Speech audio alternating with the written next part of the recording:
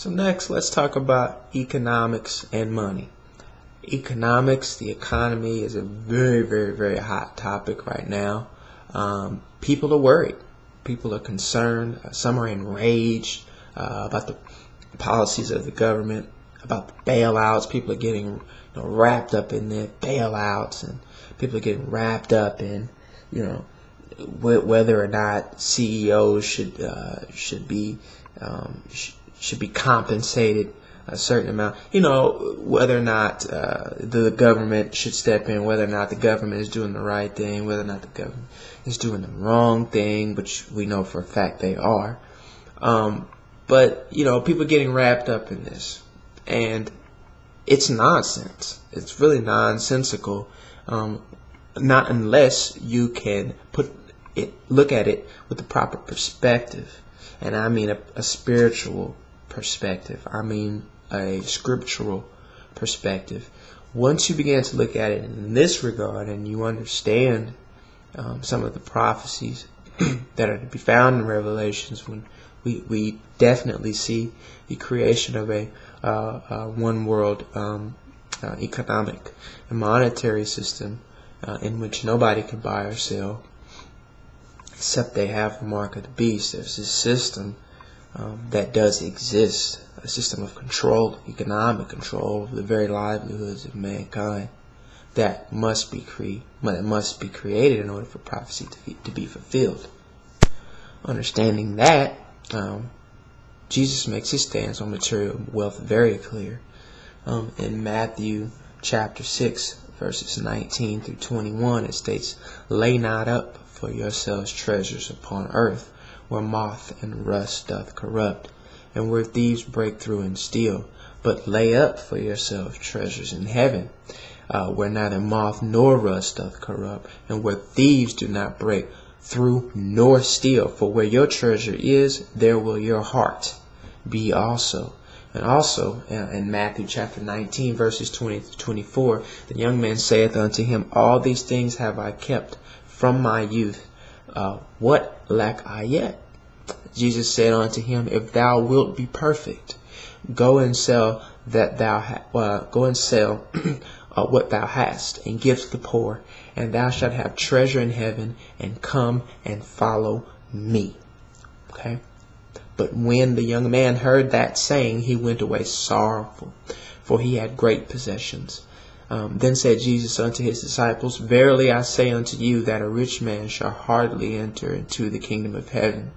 And again I say unto you, it is easier for a camel to go through the eye of a needle than for a rich man to enter into the kingdom of heaven." So that says a lot about material wealth in the eyes of God. I really don't think that we should be too overly concerned about the number of zeros in our bank accounts or in our 401ks for losing money here and there, whether or whether not to buy gold or silver. Now, I'm not saying, and I do advocate preparation. And proper preparation for the times ahead will require, in the midst of probably a potential currency crisis, will require a switching of what you use to represent your wealth. Now we use dollars, but in the future that might be it might be best to utilize silver coin or gold coin. There's nothing wrong with that, but of course, to be so wrapped up into it that you would choose that and would choose not to give that up, rather than to follow the Lord and Savior Jesus Christ. It's pretty obvious what the choice should be. It's pretty obvious the way that we should go and the proper perspective that we should place on our material possessions. That being said, the more that I studied the Federal Reserve, the history of central banking, specifically in this country, which we have a long history in this country of warring and fighting against this type of monetary system, fractional reserve banking as well. The more I looked into the details of these things, the more I realized that this is probably this is definitely not the most sensible approach to monetary policy.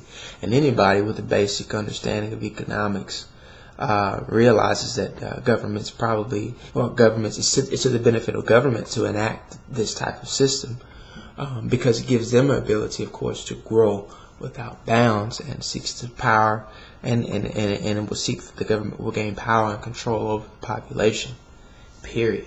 It does not benefit the people. The desire, of course, then is to keep people enslaved in debt and in mass consumerism, which in and of itself leads us to idolatry and away from the worshiping of God. I mean, it's highly effective in that we begin to look at our, we're buying things that we can't afford. We're living way above our means. Our lives have gotten increasingly complex. We work we work maybe 1 to 2 jobs. Mother works. The children have to go off to public schools to be miseducated and indoctrinated, and we lose touch in keeping up with life. We lose touch, and we do not worship God daily like we see this. So we get the G20 summit, we get all of these things, and we understand now that there's this great move towards cooperation. There's this great move towards globalization. There's this great move to maybe even potentially a currency that can be used throughout the world, regardless of whatever country might use it or whatever. But to handle this new cooperative effort of globalism, we need a new currency as the current way of doing things, with the dollar being the reserve currency of the world. The current way of doing things, of course, has to go. It is the old way. We need a new way of dealing with things. So I would expect to see further integration. I mean, the G20 summit, what came out of that was definitely that we're going to see more of this integration. We're going to see more of this working together and this cooperation. So we must prepare ourselves for any tough economic times that might lay ahead. But let us not lose focus. Let us not lose focus. God will provide. God will take care of us. And a lot of these things that have been, that will take place as far as, bringing the economic structures together, could very well mean that we as Christians will have to make some very hard choices. And we must be prepared to do that.